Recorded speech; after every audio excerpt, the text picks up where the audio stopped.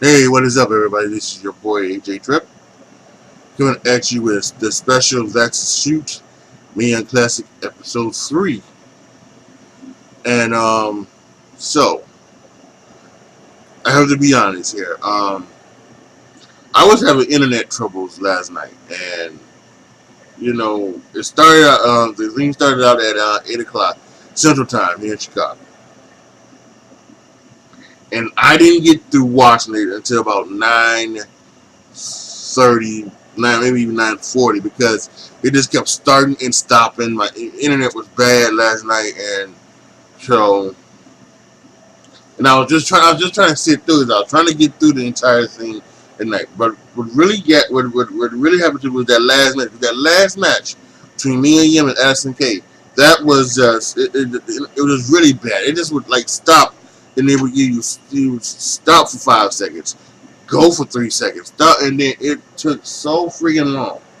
It took so freaking long that I just said I can't do this. I can't do this. So I said that when I got up this morning, I was going to rewatch it again. You know, I reset my internet last night. I got up this morning. I was going to rewatch it again. I was going to make sure that I give each match, the right ratings. I had rated three of the matches. I just couldn't rate that Yim and K match because I just didn't. You know, You know what I'm saying? I was just like, I can't give this a rating because it's just so stop and start that I was like, whatever. So, but I watched it this morning. I rewatched it, and yes, there was at least one match where the match should have been rated higher, in my opinion, and I got the rating for the last match. So let's go ahead and let's start the review. So the first match was the return of Kaitlyn, the hybrid diva, as she would used to call herself. Big E's best friend as well. She took on Kavita Devi. You saw Kavita Devi last year in the Mae Young Classic, and she was also at the Battle Royal at WrestleMania. And from what Beth Phoenix said, those have been her only two matches. So she's still, I guess, in the training at NXT, doing a lot of training, and she was originally trained by the Great Khali, so I guess they had to train that out of her, and train her back into giving her some more stuff, and you see that she was definitely more improved this year than she was last year. But Kaitlyn doing her thing, and I was always a fan of Kaitlyn. Always a fan of Kaitlyn. Um I liked her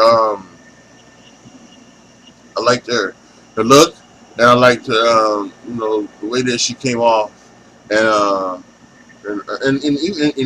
even on Twitter she is still, I think, I think that she is not afraid to embrace her sexuality, so I think I like that about her. So good for her. She wins with the spear. I forget that the spear was her finisher. And it just, I really needed to do a video about that because I just, finishers that are just not finishers. So, Kaitlyn finishes with the spear. She moves on in the Mae Young Classic. I have it at 2.5 stars. Next was Toni Storm, a woman who made it into the Final Four last year against a girl named Jenny. Now, apparently, over at NXT UK, these two are they are having a whirl around. They're whatever. So this was very interesting. I thought that this was, again, last night when I was having all my troubles with the internet. I had this one rated correctly, just as I had the first one rated correctly. This one I had this one at 3 stars. Toni is honestly a good performer. I thought this girl Jenny, her gimmick is kind of, I'm not sure. She's really like a fashionista, now turned into a a wrestler. I think what would go long, longer for her is if she was one of those where it was almost like a Gorgeous George type, as if I'm not, I shouldn't be doing this, but I have to, or something like that, something where it's, you guys know what I'm talking about, right? We've seen it all the time, so. And I think that would fit her better if she was something like that. Anyway, Storm wins. She hit her with the Tiger Bomb, Tiger Driver, however you want to call it, and Storm moves on to the next round of the Mae Young Classic. Next, we had Karen Q versus Xia Li. Karen Q is a newcomer to this Mae Young Classic. Xia Li was in last year. Once again, last year Xia Li's first match was in the Mae Young Classic, and I'm not sure what she's done in the past, but now here she is this year in the Mae Young Classic, and this was very interesting. I liked the crowd was already into it once they started bowing. Crowd really got into that fact that they were bowing each other, and Karen Q's got some Johnson's background, so she was very flippy, but not flippy enough where it was, it takes away from anything. She was flippy, but to do a wrestling move. So, I think that's always something like that. I think some people like when people are burying wrestling because they do flippy shit. I understand that to a point, but I also think that the athleticism now. This is now a performance for everything. This is now that we know that it is it is scripted. Most of the time all of this is performance. It's not storytelling. Although that's when you get everything. When you get the performance and the storytelling and they collide, that's when you have something special. And as you can see, when you watch any NXT pay-per-view, most of the matches do that. They have that performance and then they have the storytelling, and it's incredible. Anyway, Xia Li won. I originally had it at 2 stars because of the choppy internet from last night. Watched it this morning. It was a lot better. It was at least a half star better, so it's 2.5 stars. But again, Xia Li match. Li moves on to the next round. And finally, like I was talking about, Mia Yim versus Allison Kay. Apparently, these two have a lot of history. Going back to 2012, when Mia Yim broke Allison Kay's nose, and they were talking about on the broadcast about a Frenemies tour where they go and they fight all around the world with each other. So I think that, and that's something kind of old school, because you to go 6 years fighting around the world each other because of one thing. I think that's good. That's good old school stuff. That's good old school stuff. Like, I'm gonna get you back for breaking my nose, And the best part of this was that Mia Yim, she does a chop to try to chop Allison Kay. Allison Kay moves out the way because she's leaning on the pole.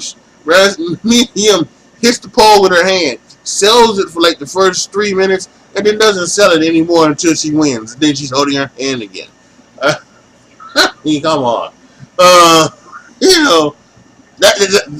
that's a part of the wrestling that, with this new performance stuff, that I do kind of just go, come on. Because now, since it is now more performance-based instead of storytelling,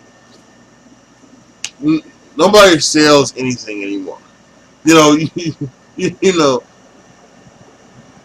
that hand should be part of everything. Like, you can't do anything because of that hand, you know. And you want to throw a punch, but the hand hurts, so you then you throw a left jab, you know, everything, and it just that's not what happens anymore in professional wrestling, I guess. But and like I said last night, I could not, you know, I could not give this a rating because it was just stop. It stopped and stopped for so long. I couldn't even give it a rating, and I'm glad because part of me was like, I'm just gonna do the review anyway and just let you know that if you guys disagree, it's totally fine. You know, and it's always totally fine. We all have our opinions about what we think is what we like and what we dislike. We all have our different opinions, but I'm just gonna let you know that if mine's are a lot different than yours, then it could be because of this. But I'm so glad that I did. You know, that match is what made me say I need to get up in the morning and watch it again. You know, to start and stop it. And I'm glad I did because this match was the best match of the night. I had it at 3.25 stars. Mia Yim won. She won with the top rope eat defeat. And yeah, and now she moves on to the Mae Young Classic. And then there's a big one. I think it's Mia Yim versus Caitlyn. You know, I think if I remember correctly. So that's going to be interesting. I think we're going to have a lot of very interesting matches. And again, there are those that already have, like, you know, there are Tegan Knox, Deonna Purrazzo, that new lady, Io Shirai, I think her name is. That, you know, we'll see what happens and see who moves on to the next round. And they're all favorites to win it. So yeah, this is my episode 3 review.